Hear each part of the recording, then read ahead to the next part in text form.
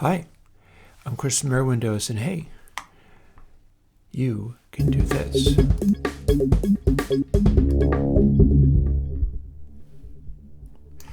Because this is Airwindows Dattorro.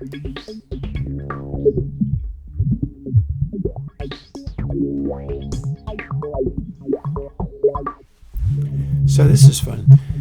This is the filter that lives in Airwindows Donut.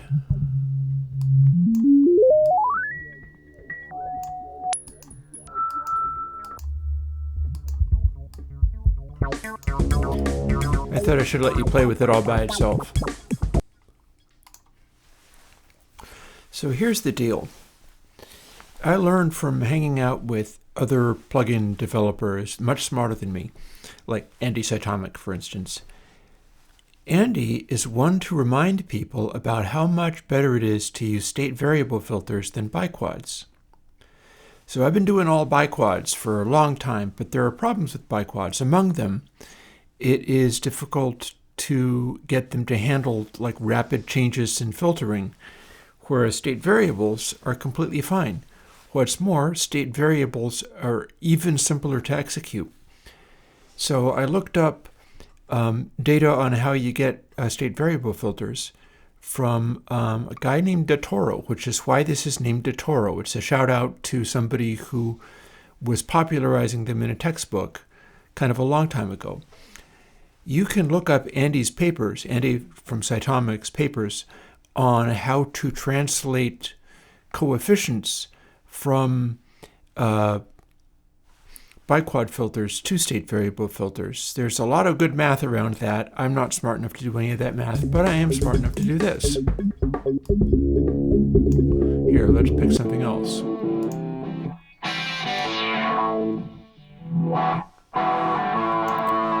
So there's a catch because I'm doing something different here. Notice how we've got the resonance there. And I've got a little sweep going on. See, if you did that with a biquad, it wouldn't sweep quite the same.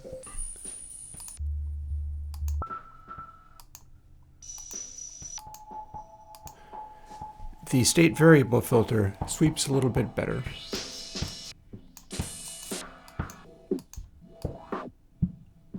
I feel like this might end up working nicely for people using it in VST3, for instance. And you can throw on another old favorite.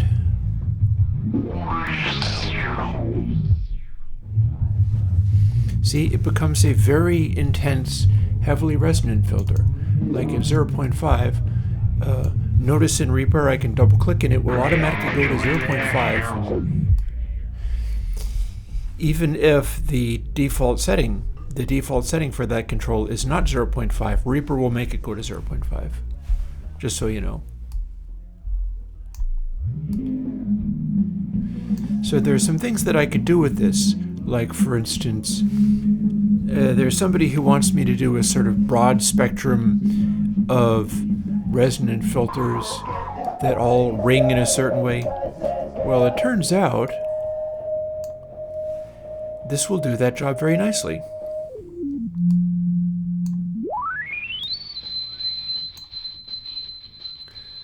But you don't have to do it like that, because what we can do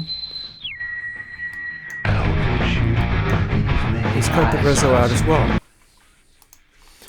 That's smoothed too. All of this stuff is smoothed to interact with the controls better, and that's probably going to help it when used in VST3 in an aggressive way. There's still a difference between this and the textbook state variable filter because, as always, I'm doing something weird. In this case, I'll show you what it is. So in a state variable filter, and the code for this gives you the textbook code for the state variable filter with some small changes because what I typed in from the textbook didn't actually work the first time around. So I straightened some of it out. Also, as is my wont, I'm not very interested in rigid, fixed frequency values and getting them exactly right. Andy Cytomic knows all about that stuff. You can look up his paper. But what I did was set it up so that it adapts to different sample rates while still allowing you to sweep up to the maximum possible sample rate or down to low frequencies. That's one of the things I had to change is the textbook stuff was attempting to set particular values, and yet it would sort of crash. And with this, it doesn't actually crash when you swoop it around through any sort of value. It'll go up to its highest possible pitch or down to pretty much subsonics, no matter what sample rate you're at. It will always be able to go up to whatever that highest possible sample rate is. And what happens is the curve changes each time because I'm skewing it using a sort of square root function, or not a square root, to the power function. And the power function is related to the sample rate being used, meaning that it will swoop more basically if you have a super high sample rate like 192K or whatever. And yeah, there you go. Dattorro is a state variable filter. It is a synthesizer style filter where you can make it be very resonant. And I should be able to do some useful things with this going forward, seeing as I've got it up and working. For instance, it's worth me finding out whether it sounds nicer for things like smooth EQ than the biquads, because I do smooth EQs using biquads, and I can stack them up very nicely, but I could also stack these up, and it will be more efficient when I do, because there's less calculation in this than there is in a biquad. And yeah, so that's a lot, but this is the filter that's in Donut, and I thought you might want to have that separately as a standalone plugin to use in VCV Rack or whatever else you want to do with it. And yeah, for people who have been following my channel and my live streams, I have today got to the end of a stressful period, which will bring on another stressful period. I finally got the word on what my taxes was going to be this year. So the reason that is a thing for me is I had to replace a car. I had to replace an oil tank before it burst open and made a major environmental disaster. And these things aren't business related enough that I get to write them off. And so much like having to get my house painted, it was just being completely smacked. And the fear I had was that I was going to have 10 times the tax burden again. And I did not. I got a little less than twice what it was. And so I've run the numbers, and if things go okay and don't change wildly, which I mean, for all of us, I will make it through this upcoming year and be doing the same things that I do. I think if anybody was telling me to take a vacation, sorry, ain't happening. I'm that close to the edge, but I'm not going to be over the edge if I play my cards right. In some ways, it doesn't help. I will tell you, if you are running your own business, and there are people who are looking to get into plugin making themselves or whatever, people who are vibe coding them, people who are attempting to, I was just talking with somebody on the 2Tape thread in one of the forums, who is doing a whole graphics related thing and was trying to sell me on using his graphics. Well, I make my own graphics, or I don't make graphics at all. But it turned out he was doing a cooler thing than I expected. So you might see more from this guy, but he might be able to help other people who are trying to put together plugins. And that's one way to put together GUIs and things for you. He has a thing where he puts together the graphics in sort of a layout program. And then in theory, it's supposed to export the code that you can plug into Juice. Now, that'd be really cool if he gets it working. I'll help him as much as I can. But anybody talking about doing this kind of thing is going to be talking about running a little bitty small business. And I know how to do that because I've been doing it for years. And the reason I brought up the taxes and stuff is that's just something to watch out for. If you are doing like a runway and you're burning a bunch of money trying to get off of the ground because like you have it for some reason. One of the reasons I was able to do this is I have had a bunch of poverty, but I also come from a family that was easily upper middle class. So when they passed away, I ended up with sort of a level of funding because I straight up just inherited it, which is not something that people get to do. And that's why there are some things like that. The larger modular case I had before that point, but I wasn't able to get the stuff that goes in it until that point. And by now, it's basically I'm back to month by month getting by.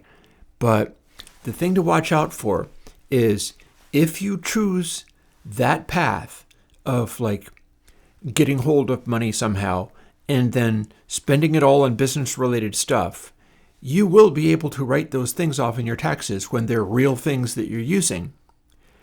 And then at any point, if you can no longer afford to do as much of that, it's a double whammy. You're not getting as much of the stuff. I don't need any more stuff at this point anyway. It's fine. But then you're also not writing off as much. And so it starts coming for you in a big way. And again, I'm going to get off of the video quickly and make my 2 other videos for music. You can kind of see them behind me a little bit. One is a deadmau5 CD that I bought for patrons only, the $10 patrons. I got to do something for people who are really generous with me, especially now. I really appreciate it now. I'm going to do a react to the song Telemiscommunications, which I think is very beautiful. If I ever get to meet you, Joel, that would be super cool. Big fan.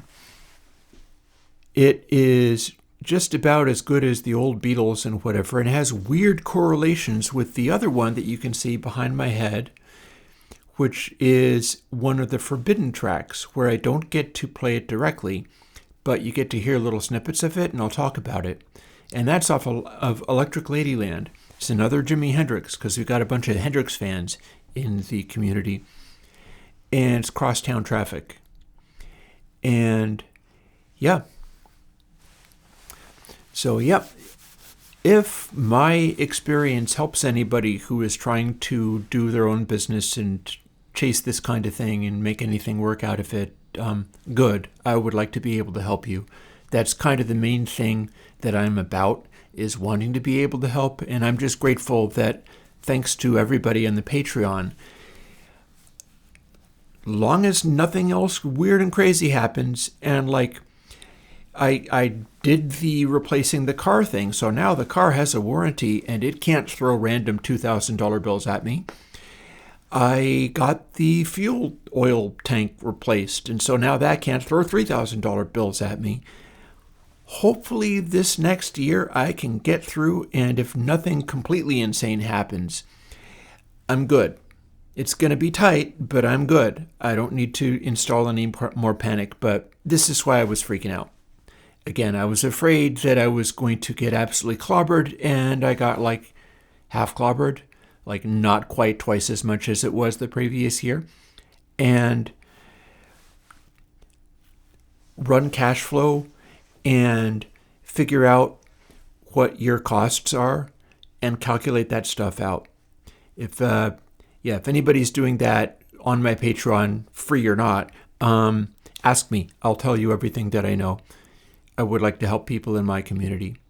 But right now I'm going to do some reacts on these pieces of music that I'm going to share. And I'm going to get back to work because I have a whole bunch of reverb stuff to do. I've got some ideas on reverb that I'm really kind of excited about. And let's see what happens. Talk to you later. Bye-bye.